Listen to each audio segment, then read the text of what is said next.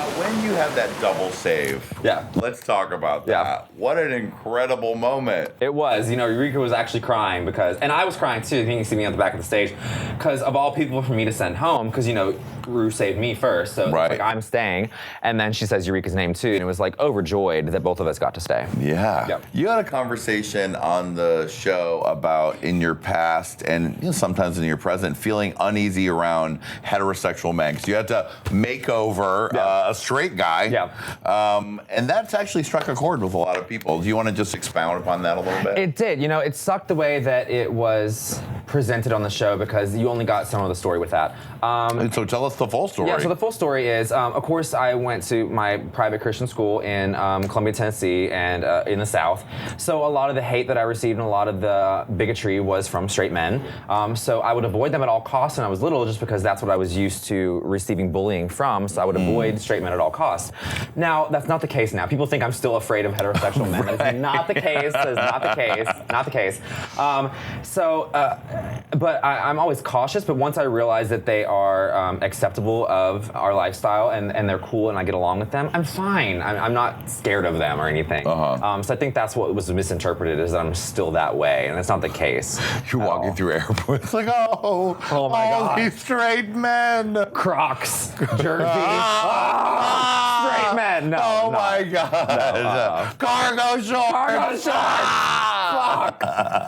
Now, Cher was your gag for gag's sake because you do share in your show at home. This came out. Now that was shady. Yeah. I didn't tell anybody that I did share because I didn't want to set any standards for myself. I just wanted to go out and do share and hopefully win. And you could actually sing. Which I did not know, apparently. I took voice lessons when I was little. I was in band, I was in music. But I had a lot of people tell me that I wasn't a great vocalist. And I've heard myself before, and I'm no Michael Bublé by any means. So I just never pursued it. So it was really cool for Todrick to tell me, you know, you do have a great singing voice. You know, take a little practice, take some voice lessons, and I think you could have a career in singing. Yeah, pretty great. I mean, in your American performance, that was great. Great singing there. Yeah. Great look. Yeah, thank you. The rainbow Bob Mackie looking motherfucking dress was That's so what fun. I usually wear for Cher, so it was funny that I didn't get to wear it for Cher because they provided wardrobe, but then I got to wear it for the finale anyway. Yeah, it was good. Okay, let's talk butterflies, sweetie. Let's talk. Did you mine or somebody else's? I have my butterfly look. Yeah. Yes, you did, actually. I did. I had my butterfly look on the show. Oh, this picture. This picture. Now, did you know? Did any of the girls know backstage? Like, did she have butterfly handlers, and were assistants stuffing butterflies into the boobs? So the finale was Eureka and I were in a dressing room together, and then Aquaria and Asia were in a dressing room together. Okay. So I didn't see Aquaria or Asia while they were getting ready. So butterfly and toaster strudel were together. Yeah, they were. Oh, her like popcorn tin. Yeah. Exactly. So Aquaria may have seen it, but I had no clue what was going on, and you can see it in my face, I think, from that picture that you just showed, that I had no clue what happened until the very end of the lip sync. Right, because that moment that we see is you being like, are those motherfucking butterflies? The fuck is that? So I saw all the butterflies on her costume, and then I saw them on the ground, and I was like, oh, her outfit's falling apart. Oh, no. And then one started moving, and I was like, this bitch had mechanical butterflies. And then I started looking around, I'm like, oh, no, those are real. And then it's like, okay. Yeah, I did not know till it was over. And it's a face that will live in infamy forever. Yeah, it forever is a meme now, I think. That meme of you being like, what the fuck is that? Yeah. What was it like backstage after that happened? Were you with Asia at that moment, or? I wasn't. You know, like I said, Eureka and I were in a room together, and then Aquaria and Asia were in a room together. So I don't know how Asia was feeling after that. I'm sure she didn't. I'm sure she wasn't happy. Yeah. Clearly, that's not how she wanted that to go. But like I said, a couple weeks later, she's recovered so well from it. So I'm really happy for her, because I feel like that could. I don't know how I would have dealt with that, and that may have like really been a suffering moment for me. But she handled it really well. Did they ask you all to prepare reveals? Because like when y'all all came out, there's that sort of famous meme that was like, I wonder if there's going to be any reveals. I wonder if there's going to be reveals in season 10. I think Sasha Velour set up such a standard for the show now with her infamous season 9 reveals, that we all expected that we had to bring something. And I just knew that I didn't have time or money or enough thought to give something as extravagant as Sasha did. So I just wanted to do a couple outfit reveals, do something cute.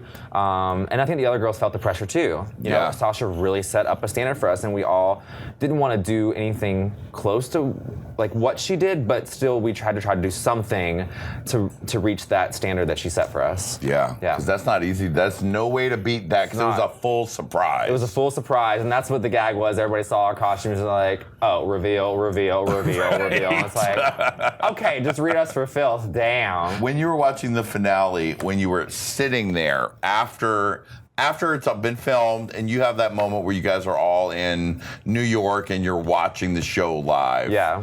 What was going through your head there? Oh, you know what's funny is like, moments like this, I'm so much more engaging, and it's funny to see me back in that environment. I felt like I was back on the show. Yeah. So you can watch me sitting on the couch, barely talking, barely speaking, because it's like, fuck, here I am in front of these cameras again. Here I am in this environment again, and I really just wanted it to be over with. And people misunderstand that as that I didn't appreciate being on the show. I absolutely do. Yeah. But being in that moment again, it was like, oh God, I'm just so ready to like perform and like tour and do my own thing again. And I felt like I was back in that environment, and you could see me shut down. You can watch me on that couch with Asia and Eureka and Aquaria. I'm again the quiet one on the couch, which is not the case most of the time, but because I was in that environment again, I was like, and plus I was petrified watching the last lip sync, because they showed my face a lot in the last lip sync, which I did not expect to happen. So I got scared. I got scared because I was afraid that I was gonna win. You're like, oh, they're showing a lot of me. They're Maybe showing a lot of me, and I got petrified. I was like, oh, this is not gonna go well for me if I win. The fans are gonna riot. They're gonna light me on fire and throw me off the Empire State Building. I was like, I cannot win. This is not gonna go well for me. So I was really scared, and I got really quiet on the couch because they were showing my face a lot in that last lip sync. Yeah. And you wrote a big statement about how you were grateful to not win, and not winning was winning to you. I was, and I don't regret that statement at all. I would not have released it if I regretted it. And like I said, the reason is because Drag Race, unfortunately, has a lot of negativity that follows it around on social media. The fans are vicious, and I know that if I would have won, I struggled so much throughout the season. I was in the bottom so many times. I mean, I lip synced 6 times in a row. I had my time. I had my run on the show, and it was time for me to step back and let someone, you know, who really deserved to win, Aquaria. Yeah. I love her. She did great. She was never in the bottom. She excelled all season. It was clear who the winner was. So yeah, I wanted it to be her.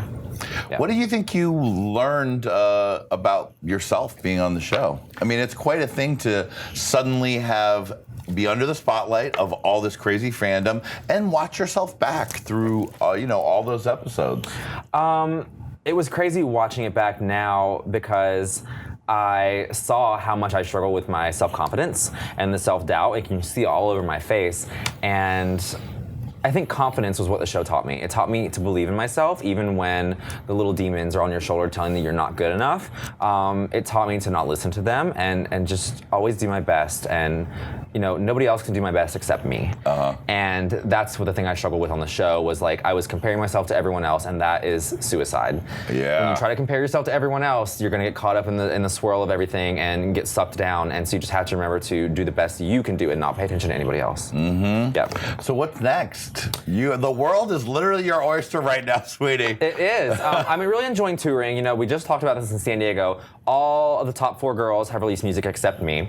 I do have music in the wings, but I'm just such a perfectionist, and it's not what I want it to be yet. And I'm gonna wait and work really hard to make it perfect, because I want it to be perfect. And I think people expect that of me, considering I was a vocalist or a singer on the show. Yeah. I have high expectations, and I want to make sure I meet them. Are you going to release a line of protein powders?